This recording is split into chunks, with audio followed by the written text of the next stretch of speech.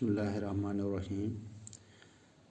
آج کی تاریخ 7 مئی 2021، جماعت پنجویں، مضمون اردو۔ آج کا موضوع ہے گرامر۔ پیارے بچوں، آج ہم گرامر کی طرف رخ کریں گے۔ پیارے بچوں، کلمہ وہ لفظ ہے جس میں معنی ہو، یعنی بامعنی لفظ کو کلمہ کہتے ہیں، مثلاً روٹی، کتاب، قلم وغیرہ۔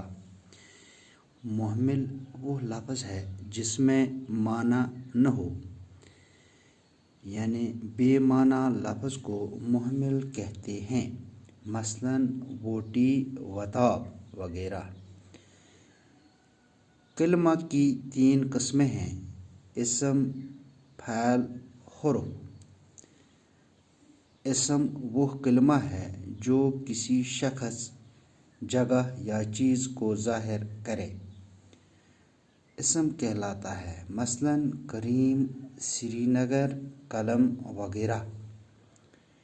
پیارے بچوں، فعل وہ کلمہ ہے جو کسی کام کا کرنا، ہونا یا سہنا ظاہر کرے، مثلاً کریم دوڑتا ہے، عادل کھاتا ہے، بچہ سو رہا ہے۔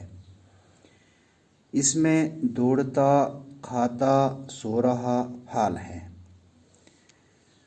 پیارے بچوں، حرف وہ کلمہ ہے جو اسم اور فعل کو آپس میں ملائے، مثلاً کو، سے، میں، جو وغیرہ۔ پیارے بچوں، مجھے امید ہے کہ آپ اپنی کاپی نکال کر اس کو اپنی کاپی پر تحریر کرو گے، یعنی لکھو گے۔ مجھے پوری امید ہے۔ باقی شکریہ۔